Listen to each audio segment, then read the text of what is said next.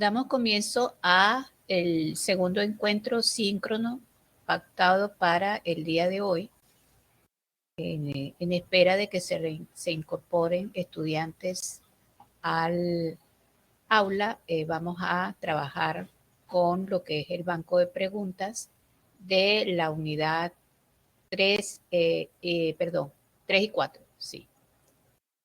Tenemos acá entonces el banco de preguntas. La pregunta número 1 se refiere a espacio vectorial. Tenemos un conjunto formado por las parejas de números reales, donde las operaciones están definidas de la siguiente manera. En este caso vamos a trabajar solamente con la operación suma, porque tenemos una pregunta en particular. Aquí me dice que para sumar dos vectores en el plano R2, sumemos las dos primeras componentes y a cada una de ellas le vamos a sumar 2. Entonces, si mi primer vector se llama AB y el segundo se llama DE, cuando se vayan a sumar, entonces tendríamos las dos primeras, que sería A más D más 2, y las dos B más E más 2. Entonces, consiste simplemente en sumar normalmente dos vectores y agregarle un 2 a cada componente. De hecho, recuerden que para verificar si un conjunto es un espacio vectorial, debemos comprobar que ese conjunto cumple con 10 axiomas. En este caso, solamente me están preguntando por el axioma que corresponde al elemento neutro. Debemos determinar si existe para ese conjunto tal cual está definida la operación suma, como aparece anteriormente. Siempre que vayamos a demostrar si un conjunto es un determinado espacio vectorial, debemos definir desde el principio los vectores con los cuales vamos a trabajar. En este caso, nuestros vectores deben ser parejas de números reales, y aquí tenemos, de acuerdo a los axiomas que tenemos en la parte de la suma, debemos definir tres vectores que pertenecen al plano, en este caso, que es nuestro conjunto B, y dos escalares que pertenecen a los números reales.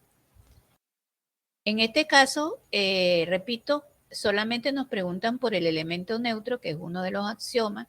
Sin embargo, quiero ilustrar los primeros axiomas para que vean cómo es la selección de los mismos. Por ejemplo, tenemos acá el axioma número 1. Si usted tiene dos vectores que pertenecen a R2, entonces la suma de esos dos vectores también deben pertenecer a las parejas de números reales. Eso es lo que significa R2. Tenemos entonces aquí, fíjense, hacemos la suma. Deben recordar que la suma se hace bajo la regla que nos están indicando. Sumamos las dos primeras componentes y a cada una de ellas le sumamos 2. Entonces, A más C, 2. B más D, más 2. Lo que debemos verificar es si el resultado de la suma, entonces, forma parte del conjunto B, que son nuestras parejas ordenadas. Entonces, como el resultado es una pareja de números reales, podemos concluir que la suma pertenece al espacio vectorial B, al posible espacio vectorial B, y por lo tanto se cumple el axioma 1. El axioma 2 y el axioma 3 son axiomas de igualdad. El axioma 2 es la propiedad conmutativa y el axioma 3 es la propiedad asociativa. Entonces, fíjense, en la propiedad conmutativa debemos demostrar que U más B es igual a B más U. Entonces, realizamos las operaciones bajo la regla indicada y verificamos que los dos lados son iguales. Como los dos lados son iguales, se cumple el axioma 2. Lo mismo pasa con el axioma 3. En la propiedad asociativa, entonces, efectuamos primero las operaciones con los paréntesis y verificamos que los dos lados son iguales.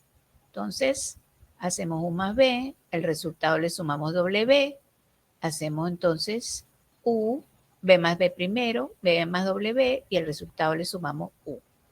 Tenemos esta expresión, los dos lados son iguales, por lo tanto se cumple el axioma 4. El axioma 3.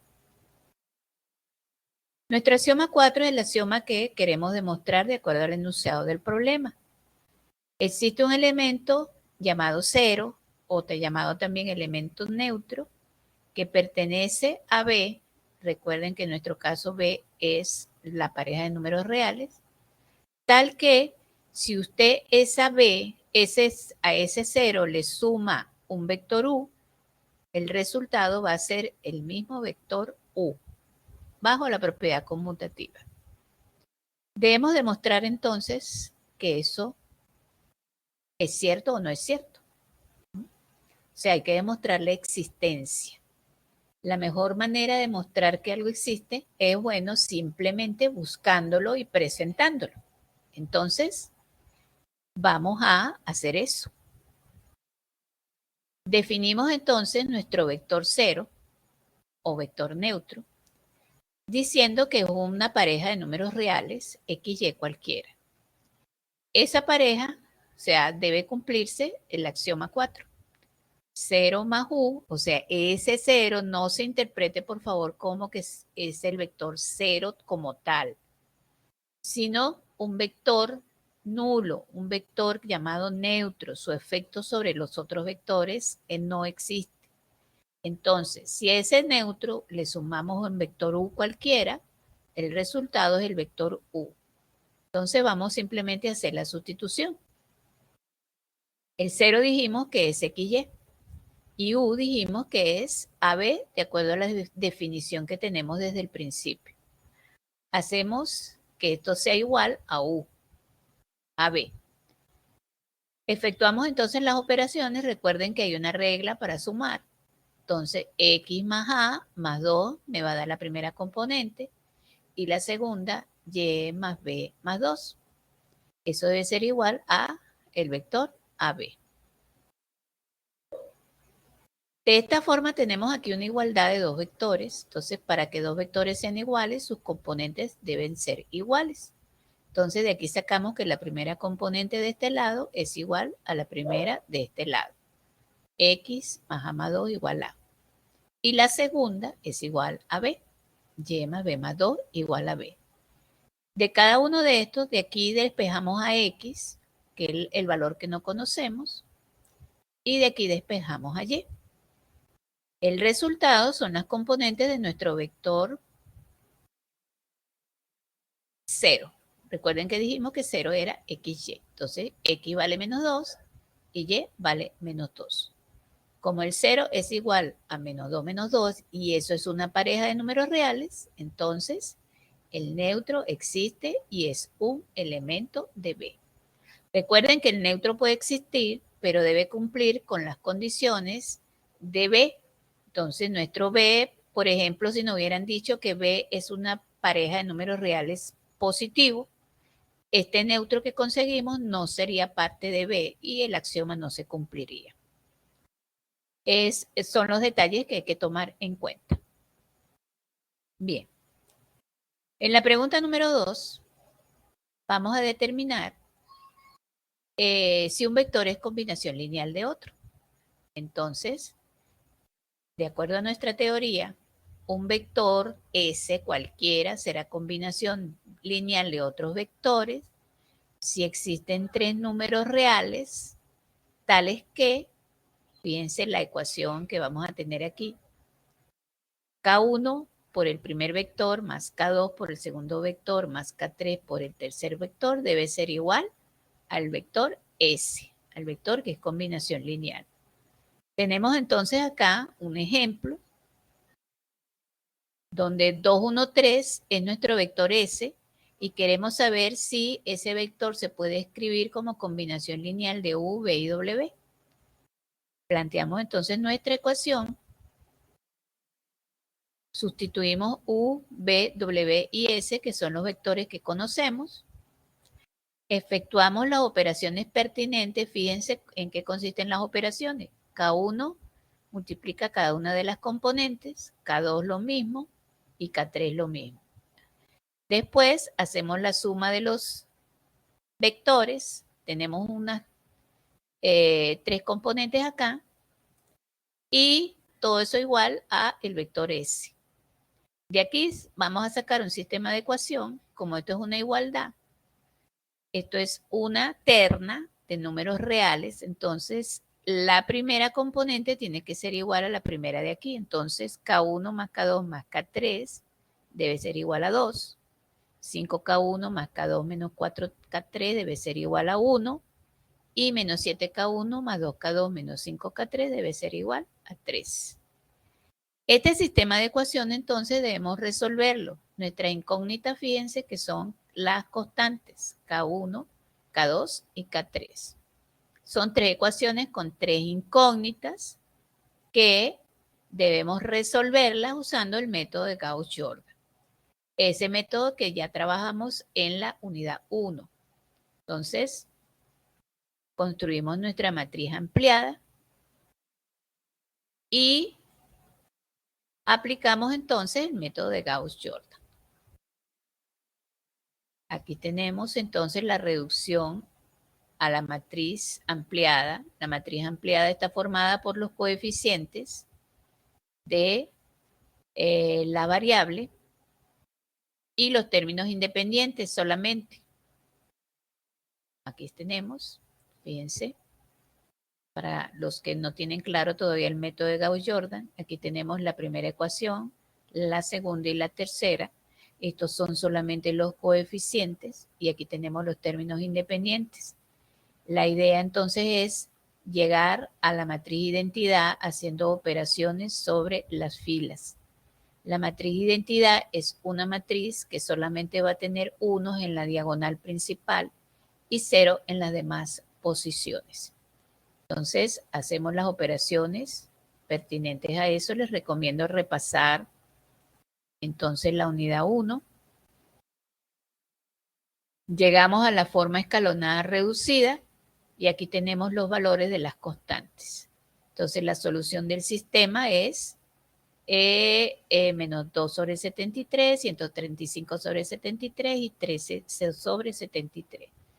Como existen las constantes, o sea, el sistema tiene solución y esa solución es única, entonces estas constantes son las que me permiten a mí escribir el vector como una combinación lineal. ¿Cómo va a saber o cómo puede determinar si lo que hizo está bien? Es muy fácil. Estos son los valores de las constantes que calculamos con el sistema. Entonces, usted lo que debe hacer es sustituirlo aquí en la primera ecuación que nos planteamos. Aquí coloca el resultado de K1, de K2 y de K3. Hace todas las operaciones y eso le tiene que dar 2, 1, 3, que es el vector S. En todo caso, bueno, se sustituyeran aquí en esta última ecuación para obtener el resultado en forma directa. Bien. De esta misma forma, entonces, tenemos otro concepto que son vectores linealmente dependientes y linealmente independientes. Básicamente, la definición es la misma que si fuera una combinación lineal. Se construye esta ecuación vectorial, pero en lugar de igualarla a un vector cualquiera, se iguala a 0. Entonces tenemos, por ejemplo, en este caso, 3 vectores U, V y W. Cada uno debe ir multiplicado por una constante desconocida y eso debe igualarse a el vector 0 correspondiente. Entonces, sustituimos los valores de U, V y W y hacemos las operaciones, multiplicamos constante por vector, constante por vector, constante por vector. Y de aquí vamos a obtener un sistema de ecuaciones. Entonces, nuestro sistema de ecuaciones, aquí lo tenemos.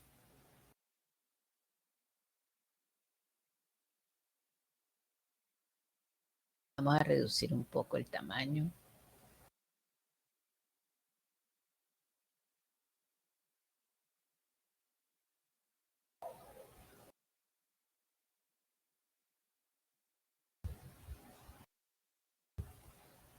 Bueno, aquí está la primera ecuación igualada a 0, la segunda igualada a 0 y la tercera igualada a 0. El procedimiento entonces es que si aplicamos Gauss-Jordan para llegar a la forma escalonada reducida, este sistema debe tener solución única si los vectores son linealmente independientes y debe tener infinitas soluciones si son linealmente dependientes. Entonces, cuando resolvemos y aplicamos el Gauss-Jordan, como tenemos acá una X, una variable desconocida, en la última fila nos queda esta expresión. Ahora bien, de acuerdo al valor que tome la última fila es que nosotros vamos a sacar la conclusión.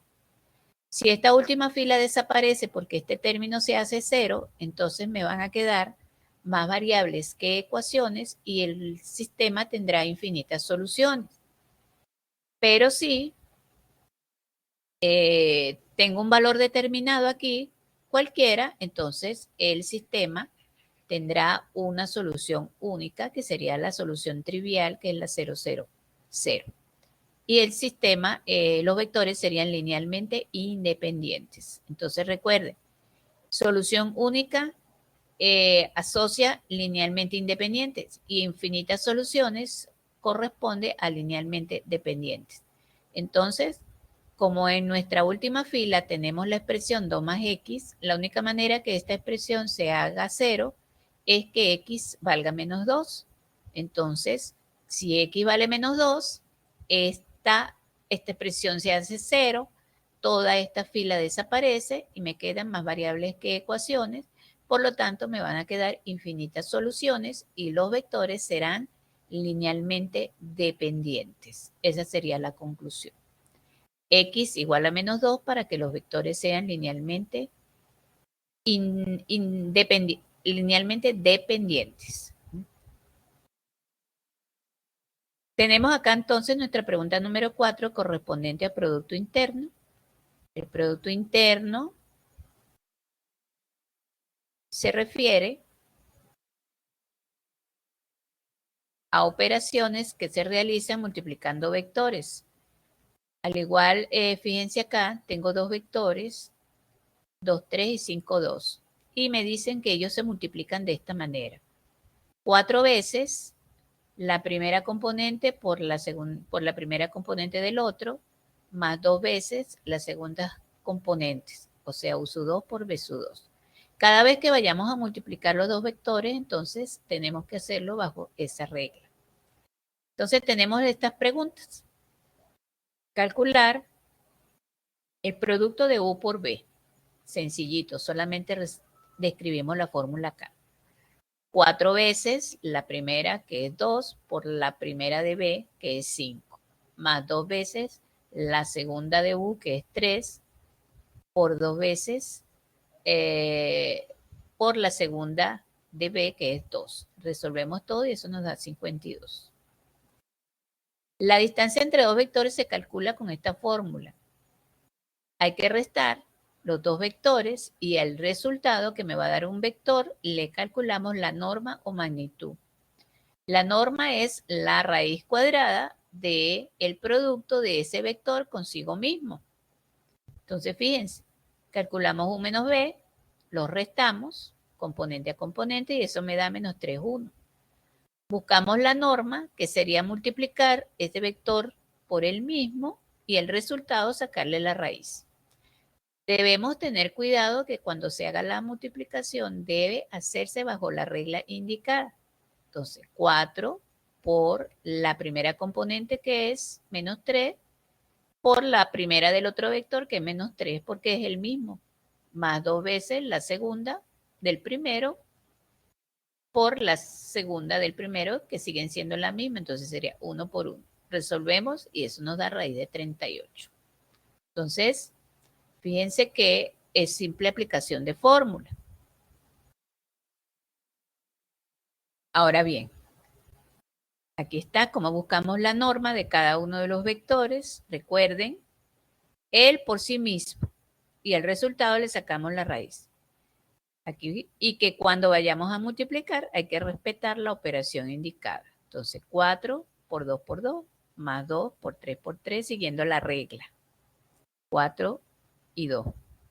Al resultado le sacamos la raíz. Calculamos la norma de U y la norma de P. Y luego buscamos el ángulo entre los dos vectores.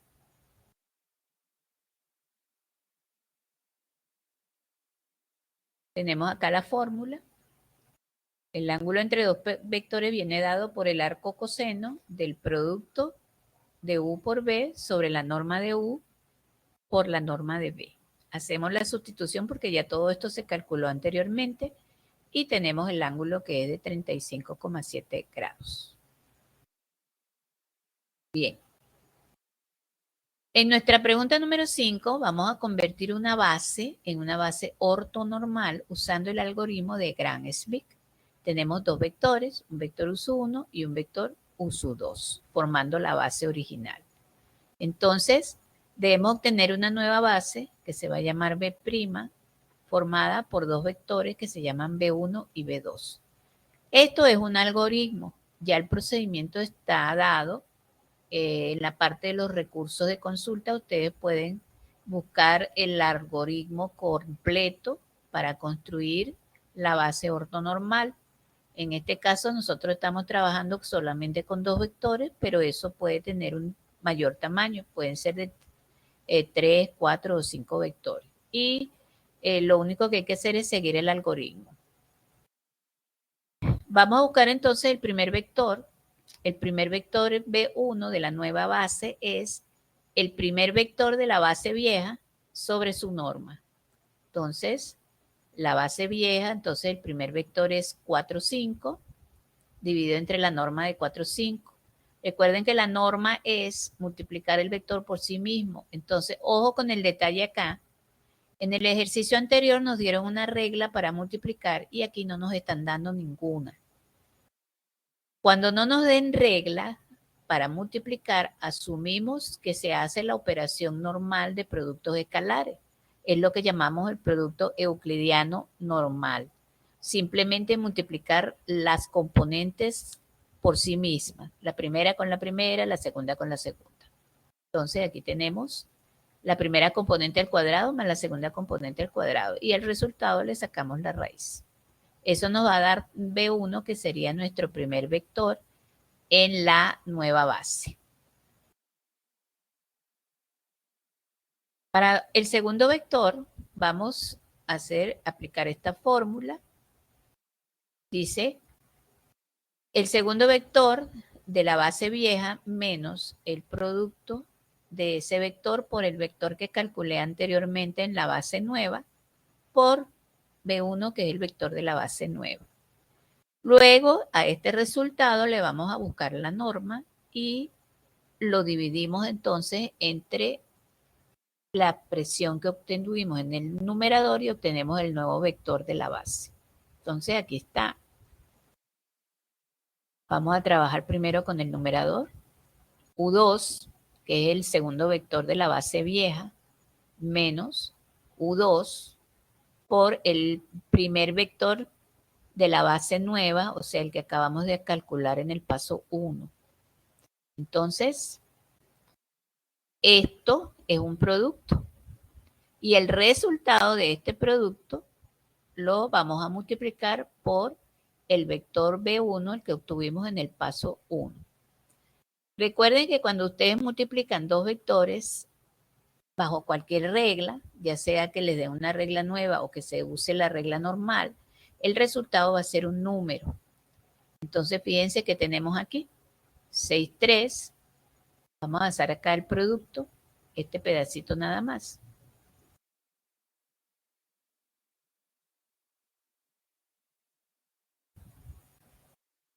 6, 3, esta expresión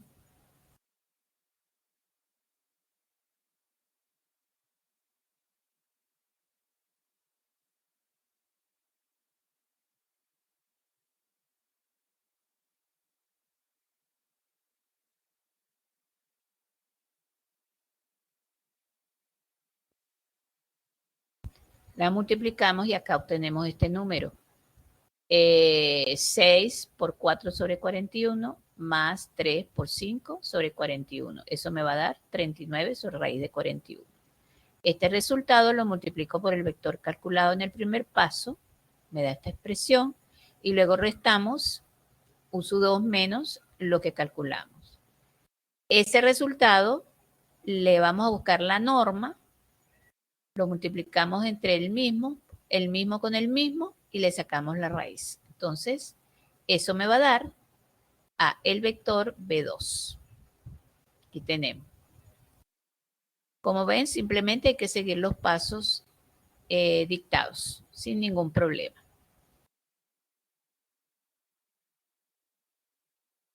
Aquí está, la nueva base entonces está formada por B1 y por B2. Tenemos ahora una expresión con una transformación lineal. Tengo una transformación que me cambia o me mapea una pareja de números reales en una terna. Es decir, que esta fórmula que está aquí me va a convertir esta pareja en una terna. ¿Cómo lo va a hacer? Fíjense aquí la expresión. T de una pareja, X1 y X2, va a ser igual a una terna donde la primera componente es la suma de las dos, la segunda componente es 2 veces la primera menos la segunda, y la tercera es la primera componente del vector R2. ¿Qué quiero hacer entonces? Quiero buscar la matriz estándar de esta transformación lineal, ¿no? Entonces, vamos a considerar la base canónica.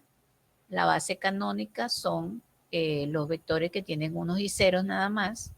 Entonces, como estos son parejas, sería 1, 0 y 0, 1. Le aplicamos la formulita de la transformación a la base. Entonces, si yo se la aplico a t de 1, 0, debo obtener una terna. ¿Cómo se obtiene esa terna? Entonces, fíjense aquí, se suman las dos componentes. 1 más 0 es 1. La segunda componente es 2 veces la primera, 2 por 1, 2, menos la segunda, que sería 0. 2 por 1, 2. Y la tercera es, repetimos, X1. Simplemente, como ven, es bastante facilito. Seguir acá.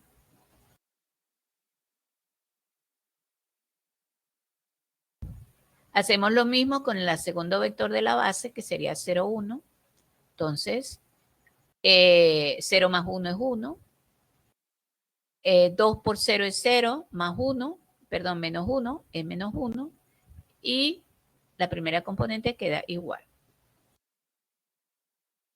La matriz estándar van a ser las columnas, o sea, las columnas de la matriz estándar van a ser los dos vectores que acabamos de calcular. Esa va a ser lo que llamamos la matriz estándar o matriz de transición en algunos casos.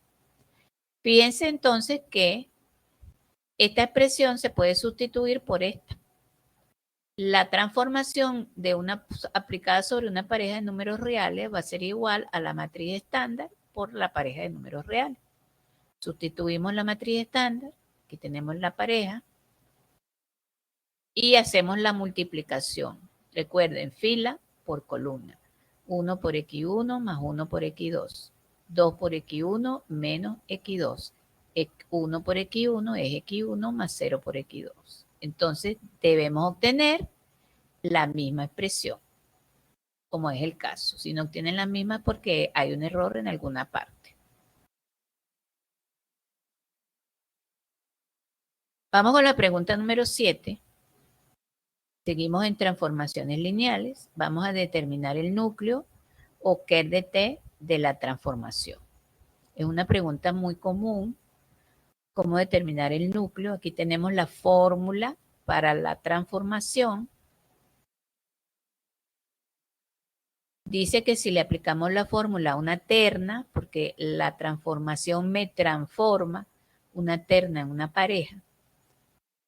Al aplicarle entonces la transformación a la terna, vamos a obtener una pareja cuyas componentes son la primera menos la segunda más 2 veces la tercera, y la segunda componente es la primera más la tercera. Entonces, esa es la característica principal de esta transformación. Entonces, ¿qué queremos hallar? Bueno, el subconjunto de B formado por los vectores cuya imagen es 0. Es el conjunto de vectores en el dominio, o sea, nuestro dominio es R3, tal que su imagen es 0, 0, el punto 0, 0. Entonces, vamos a aplicar aquí, vamos a bajar un poquito.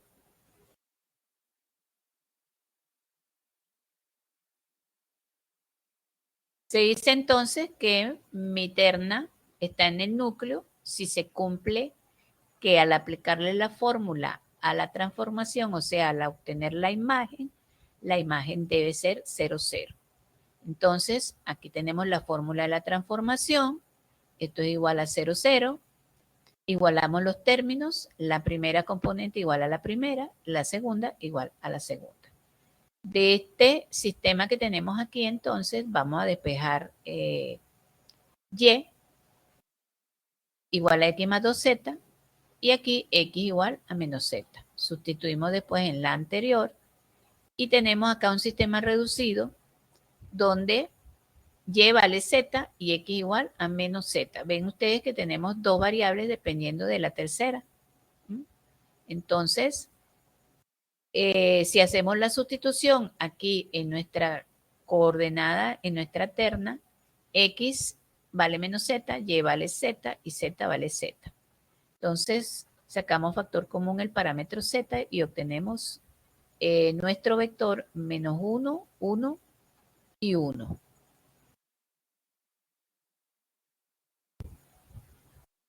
¿Qué significa eso? Por ejemplo, que si z vale 3, en este caso, bueno, mi vector x, y, z sería menos 3, 3 y 3. Entonces, este vector, cuando usted le aplique la fórmula, le va a dar 0, 0. Si z vale 5, obtendrías menos 5, 5, 5. Y cuando le aplique la fórmula, el vector sería 0, 0.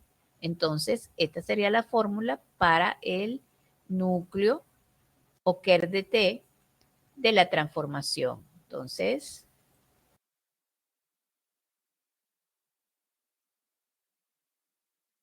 aquí tenemos el núcleo de la transformación va a ser igual a todos los valores de x, y, z pertenecientes a R3, tal que x igual a menos z y y igual a z. Tenemos entonces ese conjunto.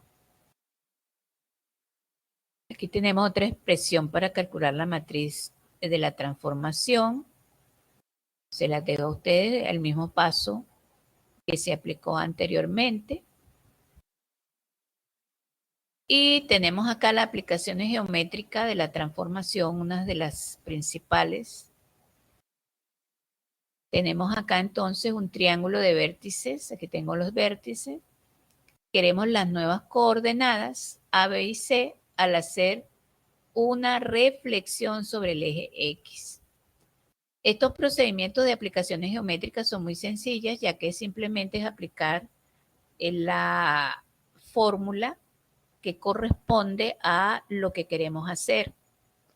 La fórmula general es transformada de la pareja de números reales va a ser igual a la matriz estándar o matriz de la transformada por la pareja de números reales. La matriz estándar entonces ya es conocida, va a depender de lo que queramos hacer. En este caso queremos hacer una reflexión y para hacer una reflexión con respecto al eje X, esta es la matriz estándar. Esta matriz la pueden conseguir en los recursos de consulta de la unidad.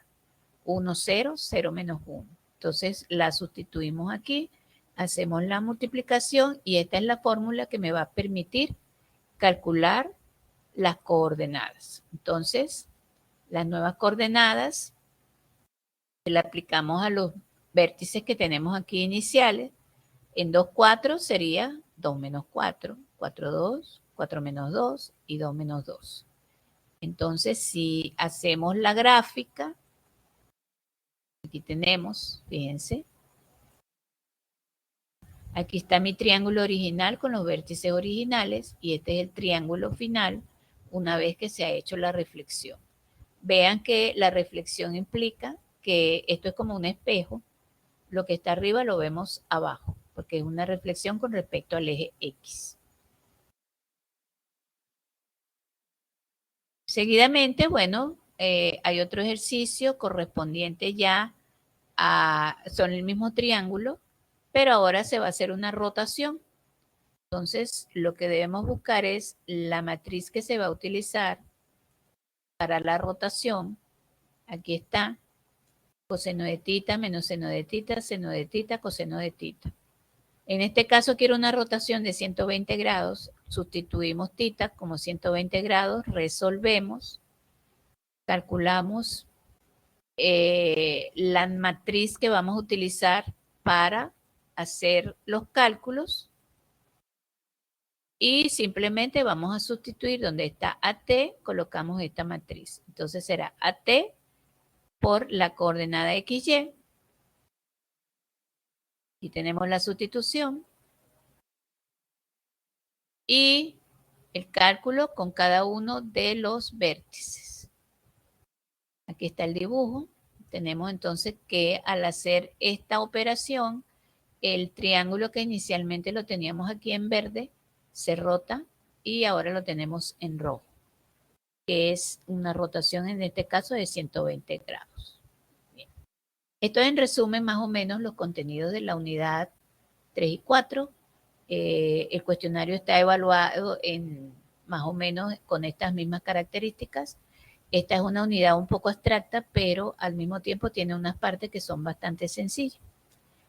Como ven, hay muy poco cálculo, casi todo es literal, pero como les dije, solamente tenemos que seguir los procedimientos que ya están pautados.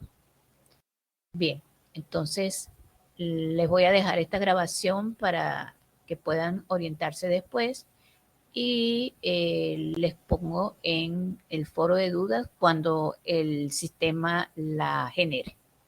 Entonces, muchas gracias y estamos pendientes entonces por el aula. Fin de la grabación y fin de la reunión.